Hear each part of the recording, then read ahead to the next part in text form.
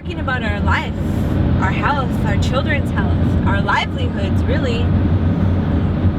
I hope I don't have to even explain to you how devastating it is when you just look to the left and look to the right and you just see rig after rig and flare after flare, and it's just really hard to know that everybody's breathing this in every day. We have to do something. I have to do something, you know?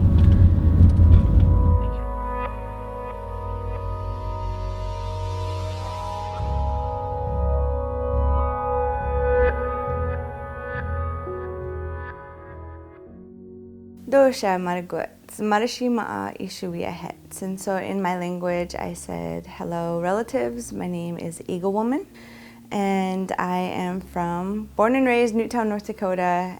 I'm Mandan Hiradza Rikara and have been part of this MADRE delegation to New York City to the United Nations Permanent Forum on Indigenous Issues for 3 years, but they weren't in a row because I remember my daughter being different ages. And this year I wasn't able to go because I had a son. So MADRE came to Fort Berthold, where we are now in my homelands, to talk about the extraction that they've been hearing about, you know, since I've met the good folks at MADRE about oil and gas development and fracking, and meeting more really amazing women as part of this International Women's Delegation.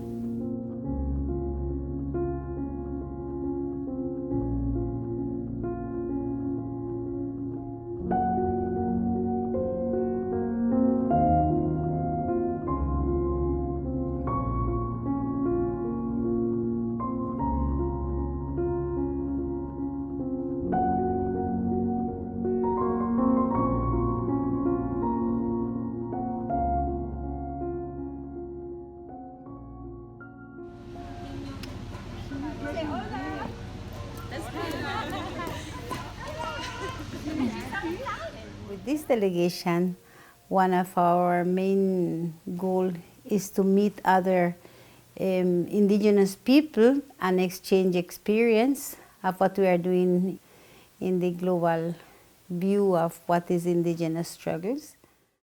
Right now, our lands are sitting atop the crude oil, the Bakken Formation. And so we are we're a real target here. We've been a target for many years, but we don't realize it until recently. It takes people like us to say, wait a minute, we need regulatory requirements that protect us. And that's why we're here. That's why we started. It was like to find out what is it that we can do to start speaking in those terms and saying, this is what we need.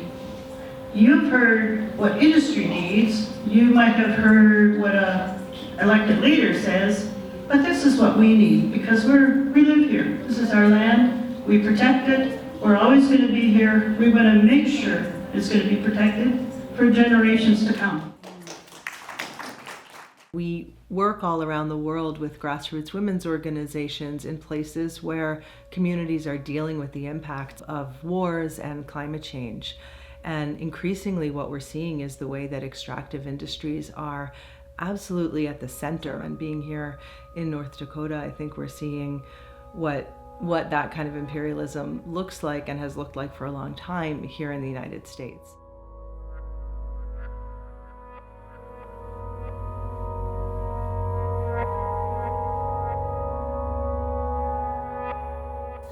Issues of land is key to all of us as Indigenous people. These are the same problems we are tackling back home, simply because Indigenous people's land have a lot of resources. And these resources sometimes is not something that you could say benefits Indigenous people, but rather actually oppresses them in different ways. We all Indigenous people's human rights and collective rights have been violated, whether in Nepal or whether in Africa or whether it is in America. We also saw here how they were being affected, badly victimized by the extractive industries, and how it has caused the bad effect on their health. There's been several spills. There's spills every day. This was one of the really, really, really big ones that still hasn't been cleaned up, and it happened in 2014. And so we're going to see the site in the area, and destructive what the industry just calls produced water or salt water, how destructive that stuff can really be with the toxicity that's in it. This is what you call basically dying from the inside out. You can see it's black, and I got multiple pictures of this area plus another area that's been affected by another brine spill. But we'll never have these trees grow back again because they're dying. It's definitely taking its toll here, not just here, but in other areas.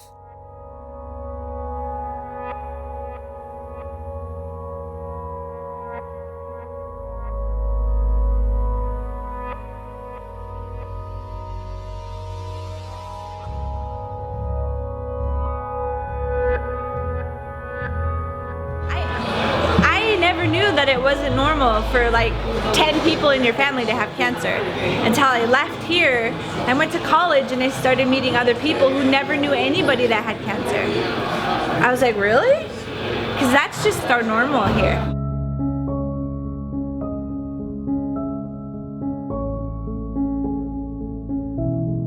La minería extractiva es fruto de este sistema patriarcal que siempre ha estado desde el colonialismo.